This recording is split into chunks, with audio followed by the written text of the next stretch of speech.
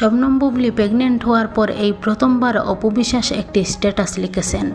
সেই স্ট্যাটাসে তিনি লিখেছেন, আজ এই দীর্ঘ পথ চলায় আপনারা যেভাবে আমার ছায়া হয়ে পাশে আছেন তার জন্য আমি ঋণী। আপনারা আমাকে শুধু একজন শিল্পী হিসাবে নয়, আপনারা আমাকে পরিবারের একজন সদস্য হিসাবে ভালোবেসেছেন। আর এই ভালোবাসার পিছনে প্রধান কারণ হলো আমার কাজ। আপনারা আমাকে কাজ দিয়ে চেনেন, কাজের মাধ্যমে আমি আপনাদের হৃদয়ে জায়গা করে নিয়েছি। আমি গর্বিত এই ভেবে যে আমার ভক্তরা শুধু সংখ্যায় নয়, বরং তারা তাদের শিক্ষা, রুচি এবং মার্জিত আচরণের জন্য অনন্য। আপনারা যে কতটা ধৈর্যশীল এবং সুশিক্ষিত পরিবারের প্রতিনিধি তা বারবার প্রমাণ করেছেন।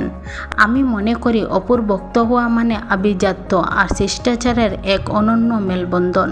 তাই আপনাদের প্রতি আমার বিশেষ অনুরোধ, আপনারা কারো সাথে কোনো ধরনের অহেতুক তর্কে বা কাদা ছোড়াছুড়িতে জড়াবেন না। মনে রাখবেন, যারা নিজেদের কাজ বা অর্জন দিয়ে আলোচনায় থাকতে পারে না তারাই অন্যর পরিবার নিয়ে চর্চা করে বা আজেবাজে পোস্ট করে গুরুত্বপূর্ণ পাওয়ার চেষ্টা করে। কিন্তু আপনাদের ব্যক্তিত্ব এতই ঊর্ধ্বে যে কারো নিচুমানের মন্তব্যর উত্তর দিয়ে আপনাদের সেই মর্যাদা ক্ষুণ্ণ করার প্রয়োজন নেই। যারা সস্তায় জিততে চায় তারা কখনো আপনাদের এই মার্জিত অভিজাত্যর লাগাল পাবে না। আমার পরিবার আমার অহংকার। যখন প্রয়োজন হয়েছে আমি নিজেই আমার পরিবারকে আপনাদের সামনে এনেছি। এখন আর নতুন করে কোনো পোস্ট বা কথার মাধ্যমে আমার পরিবারকে নিয়ে কারো কাছে কিছু প্রমাণ করার নেই।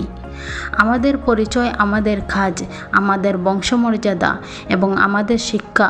আপনারা যেভাবে আমাকে ছায়ার মতো আগলে রেখেছেন, ঠিক সেইভাবে আপনাদের ভালোবাসায় সেই ছোট্ট আব্রাহাম খান জয়কে আপনাদের স্নেহ আর মমতায় আগলে রাখবেন। তাকে সুন্দরভাবে সবার কাছে উপস্থাপন করাই হোক আপনাদের লক্ষ্য। আমরা কোনো বিতর্ক বা হট্টগোলে নেই, আমরা আছি ভালোবাসা আর কাজের গৌরবে। আপনারা শান্ত ও হাসি খুশি থাকুন, কারণ আপনাদের এই মার্জিত রূপটাই আমার সবচেয়ে বড় শক্তি। সবাই ভালো থাকুন, সুস্থ থাকুন। এই বলে অপু বিশ্বাস তার কথাটি শেষ করেন।